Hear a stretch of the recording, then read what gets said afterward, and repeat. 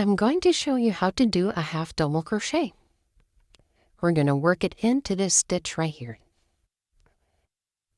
All right, for a half double crochet, you're going to yarn over, insert your hook into the top 2 loops of the stitch, yarn over again, and pull through. There should be 3 loops on your hook, like this.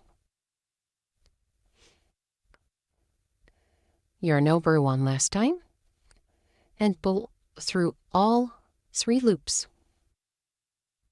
There should be 1 loop left on your hook. And that is a half double crochet. Let's do that one more time.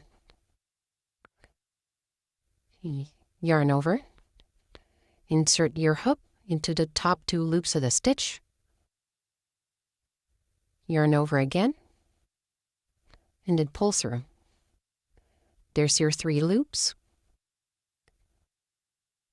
Yarn over one more time, and we'll pull through all 3 loops. And that is a completed half double crochet.